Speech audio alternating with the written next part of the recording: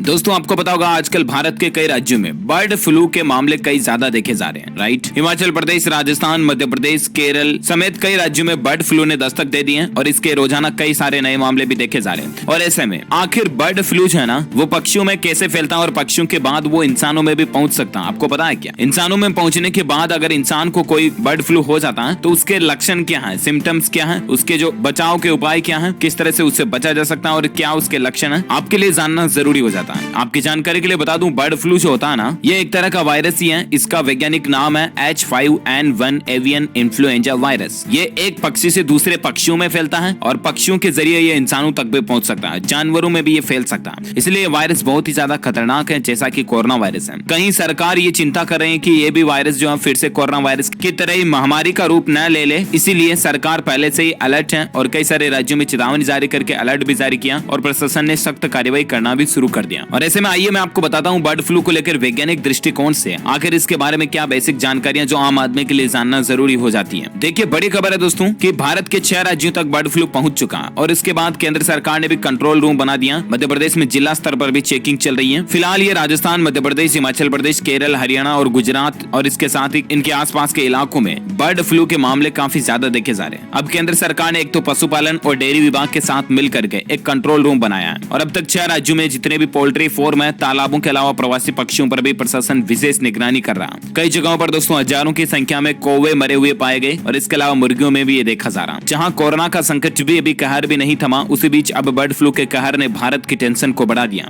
कई राज्यों में अलर्ट है, कहां कैसे हालात चल रहे हैं तो देखिए खबर। प्रशासन के मुताबिक कोट्टायम जिले के प्रभावित निंदूर पंचायत में अब तक करीब 3000 पक्षियों को मारा जा चुका है। निंदूर के एक बतख पालन केंद्र में बर्ड फ्लू के कारण करीब 1700 बतखों की मौत हो गई है। अधिकारियों के मुताबिक वायरस के प्रसार की रोकथाम के लिए कट्टनाड क्षेत्र में ही करीब 40,000 पक्षियों को मारा जाएगा। हालात काबू में होने के बावजूद प्रशासन ने जिलों में हाई अलर्ट कर रखा क्योंकि यह वायरस मनुष्य को भी संक्रमित करने की क्षमता रखता है। मध्य प्रदेश में भी ऐसे ही कौवे मृत पाए गए, खतरा बन रहा और हिमाचल प्रदेश में भी अब तक 2700 प्रवासी पक्षी मृत पाए गए। इसके आसपास जम्मू कश्मीर में भी सैंपल की जांच हो रही है। तमिलनाडु सरकार ने भी निगरानी बढ़ा दी है और राजस्थान में तो लेबोरेटरी में टेस्ट के दौरान भी एवियन इन्फ्लुएंजा वायरस पक्षियों में पाया गया और राजस्थान में पक्षियों की मौत का आंकड़ा तकरीबन 625 तक पहुंच चुका। अब बर्ड फ्लू के बारे में बेसिक बातें मैं आपको बता दूं, ये तो न्यूज अपडेट्स चल रहे हैं बर्ड फ्लू को लेकर, जो भारत में स्टेटस चल रहा है वो है। इंसानों के लिए आखिर कितना खतरनाक है बर्ड फ्लू का मौजूदा स्ट्रेन, ये आपके लिए जानना जरूरी है ना। तो दोस्तों आखिर क्या होता है बर्ड फ्लू, क्या इसके लक्षण है और कैसे ये इंसानों में फैल सकता है, तो थोड़ी जानकारी मैं आपको हिस्ट्री, इतिहास से बताना शुरू करना चाहूंगा। सबसे पहले दोस्तों बर्ड फ्लू वायरस जो है इसको खोजा गया सन 1996 में, 1996 में, है ना। और बर्ड फ्लू का पहला मामला इंसानों में देखा गया 1997 में चीन के हांगकांग में पाया गया था।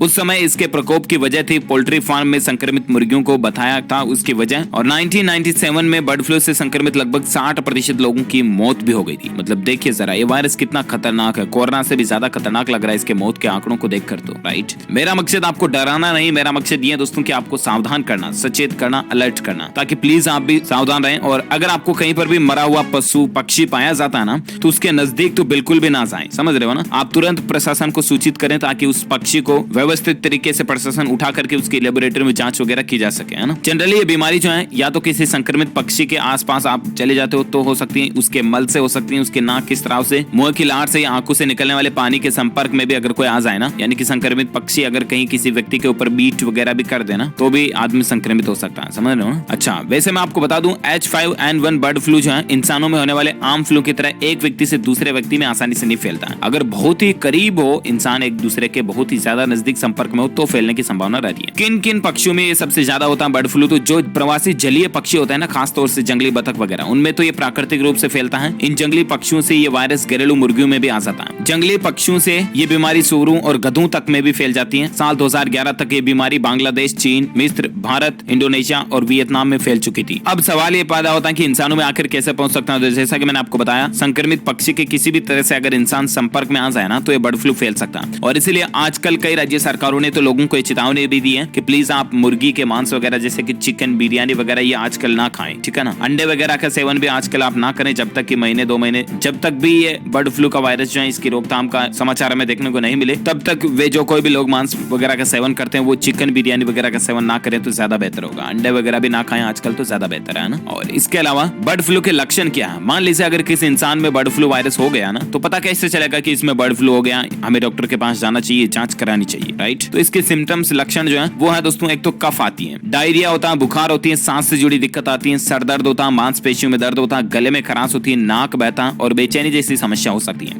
अगर आपको लगता है कि इसमें से ज्यादातर लक्षण किसी इंसान के शरीर में पाए जा रहे हैं तो आपको जरूर डॉक्टर को चेकअप करवाना चाहिए। और अगर आप बर्ड फ्लू की चपेट में आ गए तो डॉक्टर को तुरंत दिखाएं, क्योंकि शुरुआती दिनों में अगर इसका इलाज हो गया ना तो ज्यादा बेहतर होता है। देखिए, अलग अलग तरह के बर्ड फ्लू का इलाज क्या, तो अलग अलग तरीकों से इलाज किया जाता है, लेकिन ज्यादातर मामलों में एंटीवायरल दवाओं से ही इसका इलाज संभव हो पाता है। अगर किसी व्यक्ति में बर्ड फ्लू के लक्षण सिम्टम्स दिख रहे हैं ना तो उसके 48 घंटों के अंदर इसकी दवाइयां लेना जरूरी होता है। बर्ड फ्लू से संक्रमित व्यक्ति के अलावा उसके संपर्क में जो घर के अन्य सदस्य आए उन्हें भी ये दवाइयां लेने की सलाह दी जाती है। भले ही उन लोगों में ये लक्षण बीमारी के ना दिख रहे हो, फिर भी घर के परिवार वाले सदस्यों को भी बर्ड फ्लू का टीका वगैरह लगवाना चाहिए अगर आपके परिवार में कोई एक भी संक्रमित हो जाता है तो। समझ रहे हो ना। बाकी दोस्तों, बर्ड फ्लू को लेकर जो अपडेट चल रहा है उसमें यह भी है कि बर्ड फ्लू का संकट गंभीर बनता जा रहा, धीरे धीरे पक्षियों की मौत की रिपोर्ट दें, ये कहना है राज्यों को पर्यावरण मंत्रालय की तरफ से चिट्ठी में कहा गया है। कोरोना वायरस के महामारी के साथ ही बर्ड फ्लू का संकट अब और भी गहराता जा रहा है। इस बीच केंद्रीय पर्यावरण मंत्रालय ने मंगलवार को सभी राज्य मुख्य सचिवों और मुख्य वन्यजीव वार्डनों को चिट्ठी लिखकर उनसे एवियन इन्फ्लुएंजा H5N1 के लिए राज्य स्तरीय निगरानी समितियों का गठन करने को कहा है। राज्यों को सलाह दी गई है कि पशुपालन विभाग द्वारा सैंपलिंग टेक्निक पर आयोजित ट्रेनिंग में भाग लेने के लिए कर्मचारियों अधिकारियों की प्रतिनियुक्ति की जाए और साथ ही प्रवासी पक्षियों की सभी मौतें, उनकी संख्या, कारण पर्यावरण मंत्रालय को बताया जाए। तो हालांकि सरकार काफी अलर्ट है और इसकी रोकथाम को लेकर तैयारियां भी काफी अच्छी जोर शोर से चल रही है। हम सभी की भी भगवान से, प्रकृति से यह प्रार्थना है कि जल्द से जल्द इस बर्ड फ्लू को रोक दे, क्योंकि अभी तो कोरोना का कहर माहौल भी खत्म नहीं हुआ और इसी बीच अगर दुनिया में दूसरी महामारी देखने को मिल जाए तो ये किसी श्राप से कम नहीं होगा। वाकई में